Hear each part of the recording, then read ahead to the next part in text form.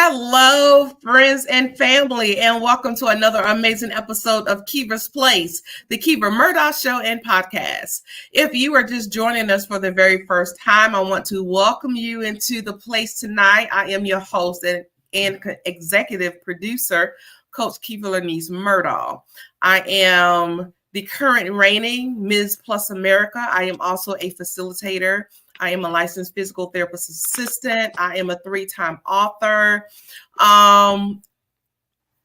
certified life coach. I wear many hats, but tonight I am your host and producer of Keever's Place. And tonight, like every other night, we have an amazing guest in our virtual studio tonight. She is Miss Victoria Portee.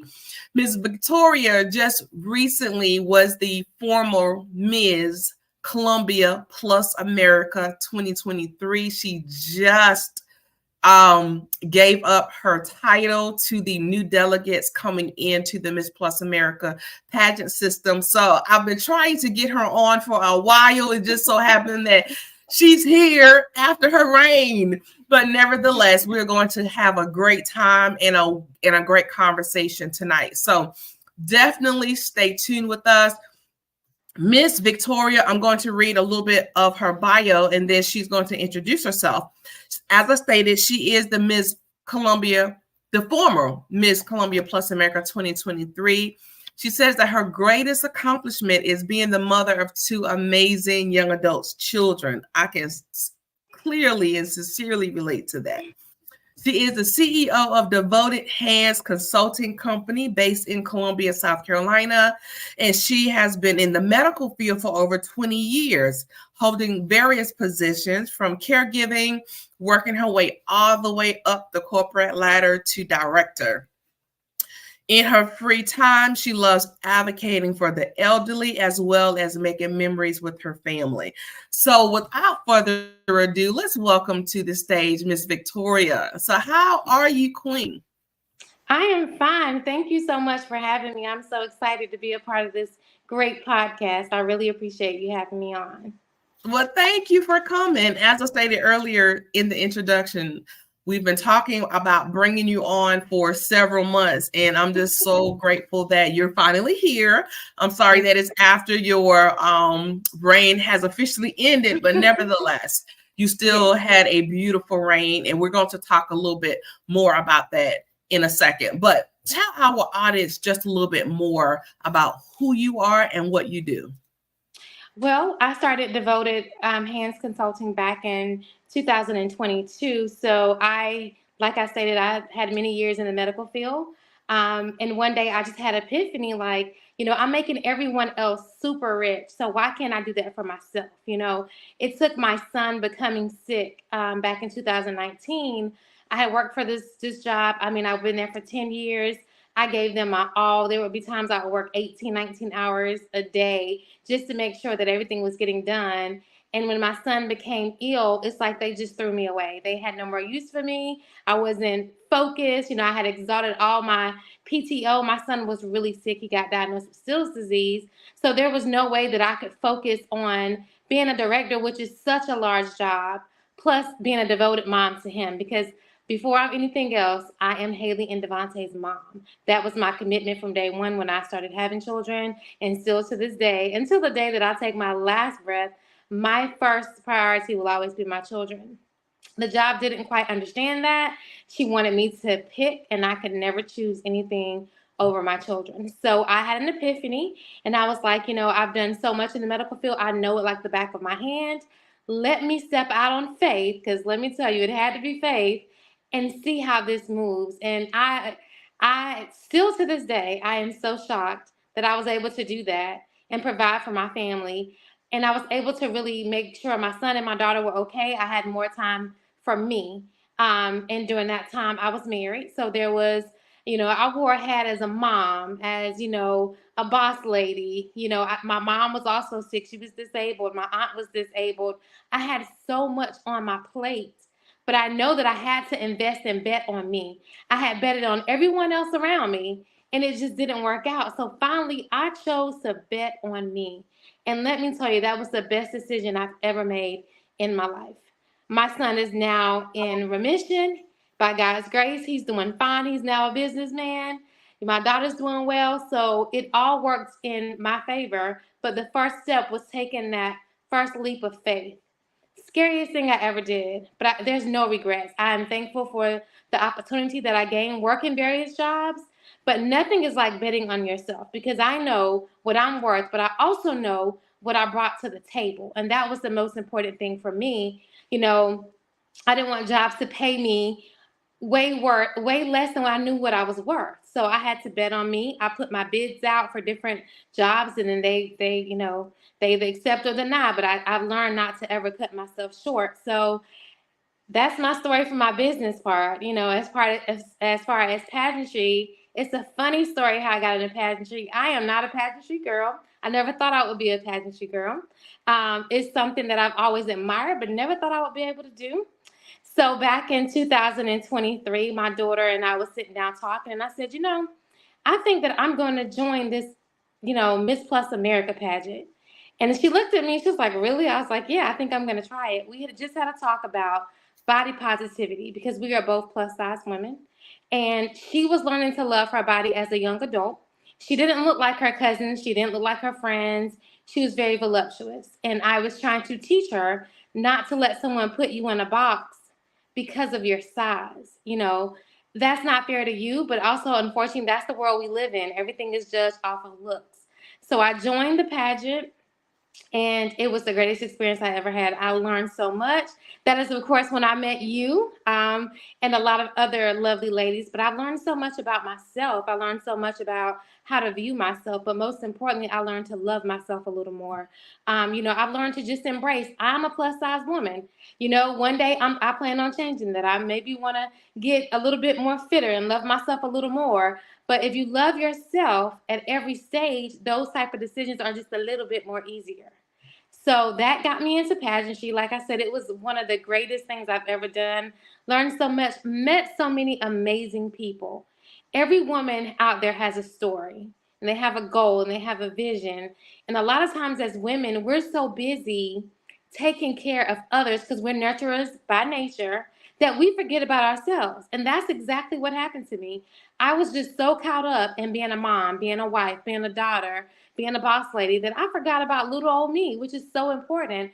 So that is my vision. That was my platform for my pageantry, was self-love. I went all around the state just advocating, teaching women, telling women, encouraging women to take time for themselves.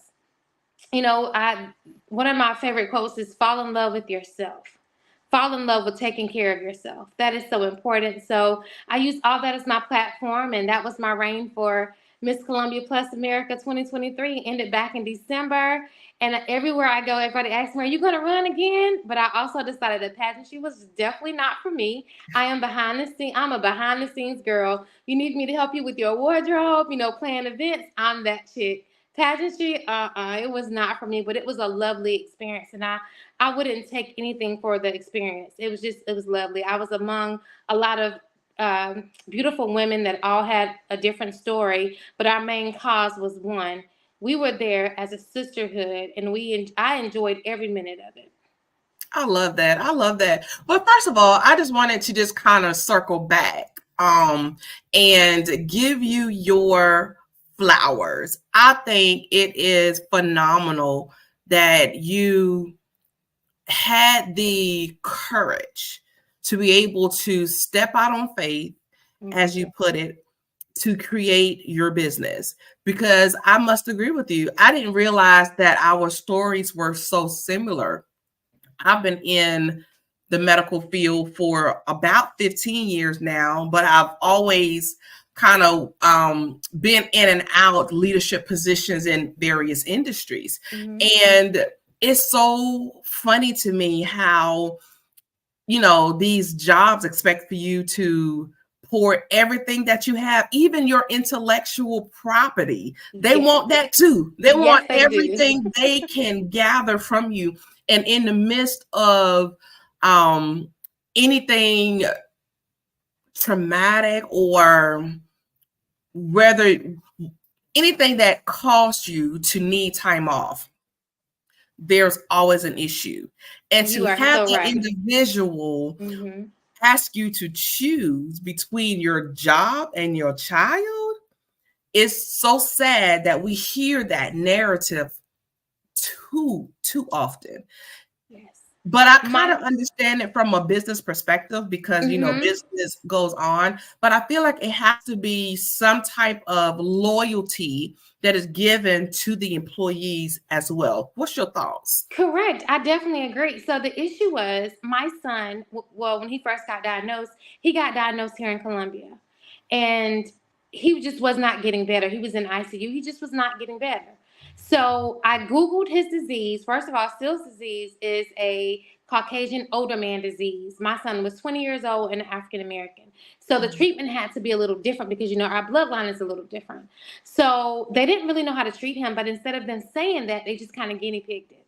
But he was not getting better. His organs was not, they were on the verge of failing. And basically the doctor looked at me and just said, I don't know where this is going. It could go to the left or it can go to the right. I couldn't accept that as an answer. So I got on my phone and I Googled Still's disease, and MUSC down in Charleston popped up. And when it popped up, it gave me this doctor name, and I called her, Dr. Silver. I called her and I said, listen, my son is ill. It's not going well. I just need to know what to do. You've had experience in that. I talked to the nurse, and she said, yeah, bring him. Can you get him to Charleston? And I was like, ooh, I don't know how we're going to get to Charleston, but we're going to go. And me and my cousin Tracy put him in the car, and we drove him to Charleston. And that drive saved his life. They said if he would have been there a couple more hours, no telling what would have happened. I had to step out on faith with that as well. The first thing I did was call my employer and explain to her, listen, this is what's going on with my son. I'm going to need some time off. I will send an email recap with everything on it to make sure there's no break, there's no ball dropping, everything is being taken care of. When she explained to me, okay, everything was good. About 3 weeks later, my son was still having difficulties and he still was fighting. And I noticed that there was a change. It was a shift, and it wasn't a positive one. I wasn't getting emails anymore. I wasn't being involved in conversations that I should have been. I still was working from my laptop while he was in the hospital. I just felt like she wanted something that I could not give. Whether it was you wanted all of me or I felt like she wanted my soul. You cannot expect for me to choose between my job and my child. That is just, to me, that is just not fair. It's unhealthy and it's downright disrespectful. And I hear that, like you said, I hear that a lot of people are saying they're torn between their job and their family. And it should never be that way. I understand because I'm a businesswoman, so I understand. I've done a lot of terminations. I've done a lot of hiring. I get it. When it comes down to the nitty gritty, you have to make a decision. However, I felt like they could have offered me a different option. They could have worked with me a little bit more, because I worked with them when things were down for that company. I mean, I worked day and night to get the company back up, get the numbers back up. So what happened to loyalty? What happened to loyalty? And that's all I could think about was, I've made her millions of dollars. I've been a faithful employee. You call me, I'm there anytime of night. But when the one thing I needed you to do the most was to stand by me while my son get through his illness, you cannot do that. And the first thing I thought about, and I was telling my cousin on the phone, I said, they're going to terminate me. She said, they're not going to terminate you. They can't function without you. I said, they will have my job up on the internet before my obituary if something ever happens. And she said, I don't believe that. I said, okay. I felt it in my heart. It wasn't long before I got an email. And it basically was saying, if you don't return on such and such date, then your employment will be terminated. And you know what I did? I said, I completely understand. Thank you for everything. Thank you for the skills. But I will always choose my son. And that's how I ended it. And I was in a whirlwind. I was lost. I was confused. I didn't know how I was going to make it. But God provided, and he pulled my son through. So I promised myself from that day forward, I will always bet on me and God. It would always be us two. I would not complain because he pulled my son through. But I also learned a valuable lesson about the more you give, the more they want. You have to have a healthy boundary. As we know, the medical field is demanding. It is one of the most tiresome fields out there because you're giving so much all the time. but you have to have healthy boundaries. And that is why I advocate so strong for women, because I feel like we're pushed really, really hard sometimes between work-life balance, work and life balance. And you have to make a strong boundary, or if not, you're going to get in burnout mode. And that's just where I was. I was emotionally burned out. I've heard of being physically burned out, never heard of emotionally burned out, but I experienced it along with other emotions, So my vow was Mm-hmm. I was going to tell women, listen, we have to find a way to set positive boundaries for our employers as well as our home life. My mom was, like I said, she was disabled, but I had to set some rules with her as well. I'm going to help you. You never have to worry. But I also got to have time for myself. I have to have a day to go get my hair done, to go get my nails done, a day to relax. Because as women, right now, heart disease and strokes are taking us out of here. We're not even going to talk about cancer, but there are a lot of things that we can do to prevent that. And my doctor was telling me a couple of weeks ago about just having to walk away for some things. You have to Exactly. learn how to say no. Learn how to Mm-hmm. say not right now. I'll get to that in a minute. Or can we put that, for the next couple of months to keep an eye on? You have to learn to walk away. And that's the hardest thing for me, because I was always a person to be in super mom mode. That's all I ever known. I've been working since I was 14. All I ever known was to get out there and pave the way for me and my children. That's all I've ever known. So when life starts to get so overwhelming, what do you do? If I did not have my faith, I don't know what I would have done. Mm. I'm so You made it. thankful.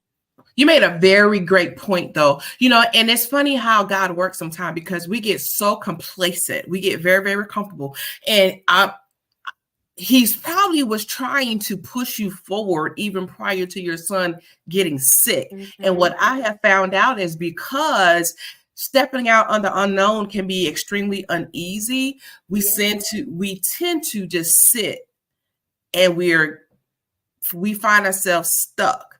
And I feel like your son's illness, even though I'm sure it was very traumatic, it was also a blessing. It was a blessing in disguise, because of what you had to endure with him and the choices you had to make. It forced you to be able to take a completely different route.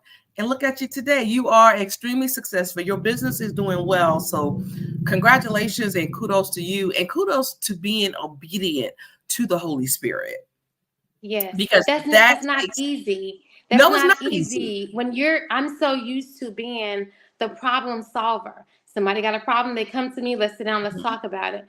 But the person that I should have listened to, which was God and the Spirit and the Holy Spirit, is like, I heard you, but I wasn't ready to react. And my mom said to me one time, she said, you'll know you'll know when things are getting ready to elevate, because you become so uncomfortable. And that's Yep. all I could think about was, oh my gosh, at this job, I've become so uncomfortable because I can't focus. And how someone treats you when the stakes are down will have you give a whole different outlook on that person or that job. I mean, the stakes was down and you all basically, said, "Oh, well, you have no value to me right now because your son is sick." So I've learned also to pay attention to my body, because my body was telling me, "Sit down, girl. You are tired." But I just kept going because that's all I've ever known. Mm-hmm. Had I loved myself just a little bit more, had I paid attention to my body just a little bit more, you know, who knows what the outcome could have been. But I feel like everything happened for a reason. Everything just it's a part of God's plan. And I'm thankful for the experience. It was a stressful one, but look, I got over it. And not only did I got over it, I thrived soon after that. Blessings just started happening. The right people was in my life. It just all worked out. Shout out to my family. Like, I have to give them a huge shout out for being so supportive. My aunt Savan, my cousin Tracy and Nicole. I don't know what I would have done without them. My sweet mama. I just don't know what I would have done without them. They were right there beside me, encouraging me. Even when the chips was down, they was encouraging me. I don't even with my kids growing up being young, I don't know what I would have done without my support system.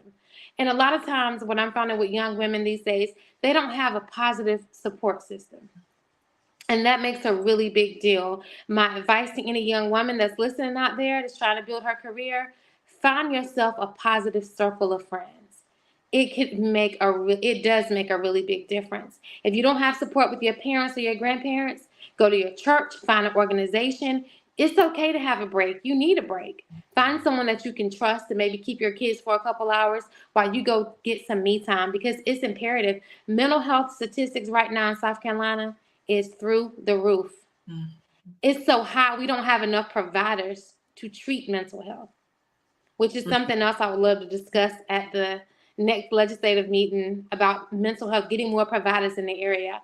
I spoke at the State House 2 years in a row about disability processes and, mental health issues, making sure that we have enough, facilities to treat them and providers to treat them. When I was speaking at the State House, one lady came up to me and said, it's like you read my mind. I called the mental health helpline. I was on hold for an hour. When I finally got through, they told me because I didn't have insurance, they didn't know which facility to send me to. Now, that was life or death. She could have went and committed suicide. She could have hurt one of her children. I just feel like we did not help her, and we have to change those type laws. We have to make sure we're putting money in the budget to draw more providers to the South Carolina area to help with those mental health issues. Because I was there. Mm-hmm.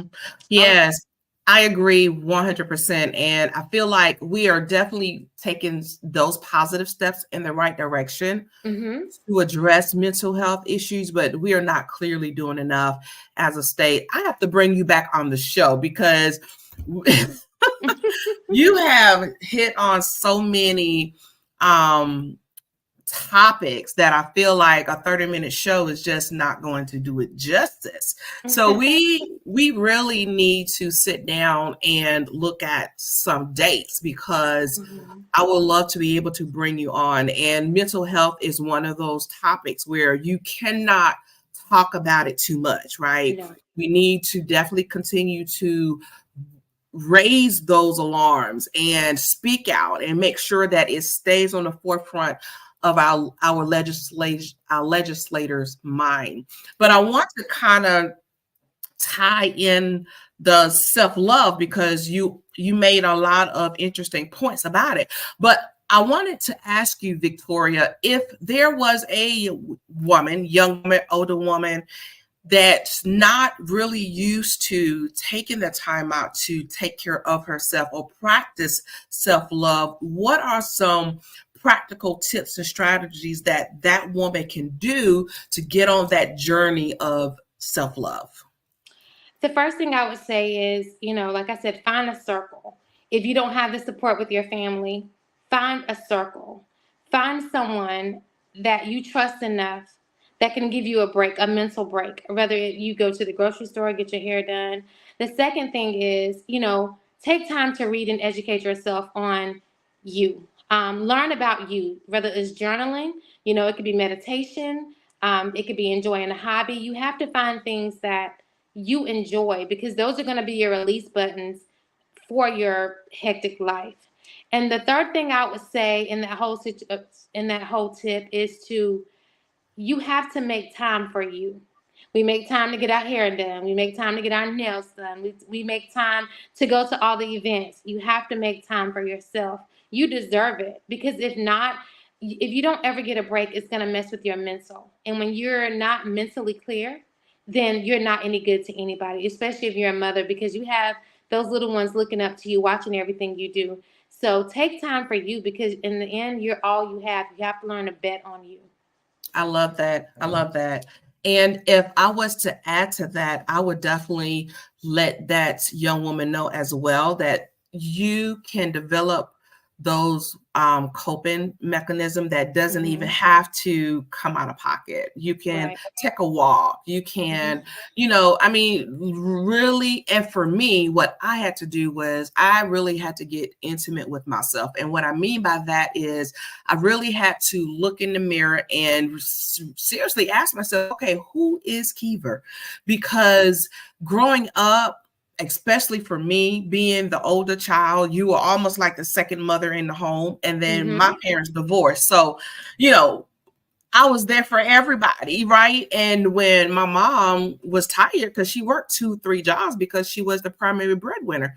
So who had to step up? I did. So growing up in that family dynamic, you kind of learn to take everything with stride, right? And it becomes, even though it's unhealthy, it becomes normal to carry on all of that stress and not really knowing what to do with it. And then on top of that, feeling guilty if you had to unload something. So I would really stress to that woman as well, get to know yourself.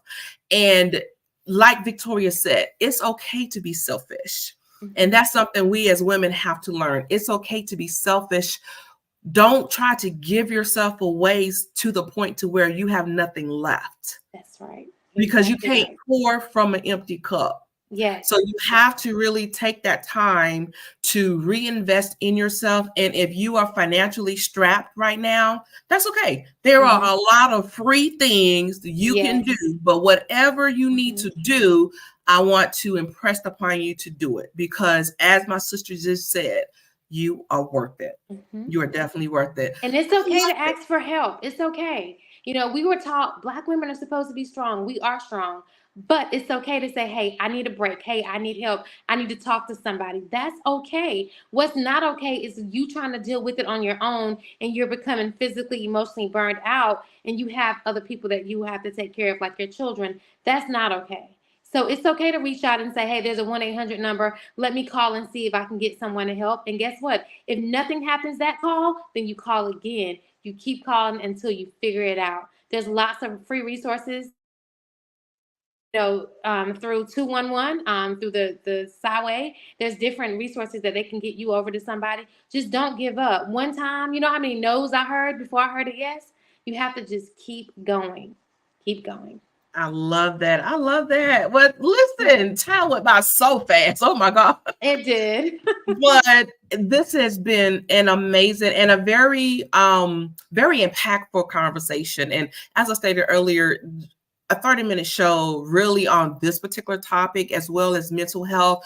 We cannot never talk about it too much. So as I stated earlier, I would love to be able to bring you back on the show.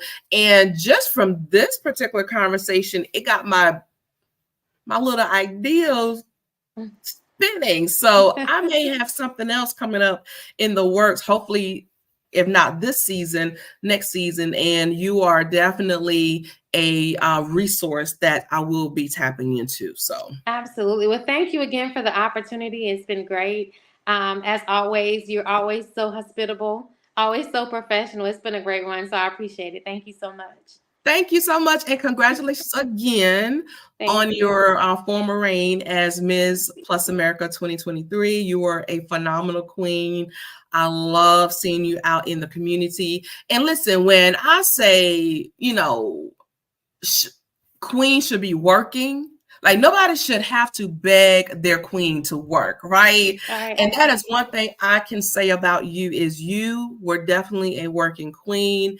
Every time I saw you, you were doing something positive in the community, something that was going to impact and leave a lasting legacy. So I just want to tip my hat off to you. Congratulations. You did a phenomenal job. And it was such a blessing seeing you reign as well as work in your community. Thank you so much, Kavar. Not a problem. All right. Well, we need to leave your contact information for our audience to be able to get in contact with you. So what's the best way anybody that is wanting to reach out to you will be able to connect? You can reach me at Miss Columbia Plus America 2023 at Gmail. That is my personal email. As far as my business, it's Devoted Handz Consulting.com. Just click on the link and you'll be connected. I am hopefully coming out with a new webpage very soon for my business, so I'm super excited about that. But those are my ways you can reach me. So tell us a little bit about the business. What exactly do you specialize in? So right now, well, like I said, I've been in the medical field for over 20 years. So that's, of course, my home is medical consultant. I did do some Medical like consulting. IT consultants. So it's basically any kind of consulting, whether it be hospice. You know, my thing is I want to go into businesses that are in trouble. We call those businesses in the red and make them in the green. Gotcha. That's what my consulting consists of, trying to save small businesses, especially to get them back on the right track so that they can become bigger businesses. I love it. So listen, if you are a small business that is struggling, let's just say it how it is. If you're struggling, if you have questions on how to properly operate your business in a profitable mode, definitely reach out to Victoria. I trust that she will definitely be able to get you back on track with whatever your business needs. So definitely reach out to her. And thank you again, Victoria, for joining me. As I stated earlier, it was truly an honor and a pleasure. And you are welcome back to Keeper's Place at any time. Same here. Take care. Goodbye. Love you. Love you. Bye-bye. Bye. All right. Well, ladies and gentlemen, thank you so much for joining Keeper's Place, the Kiva Murdoch Show and podcast this week. I do apologize that we were not here last week. I was very sick.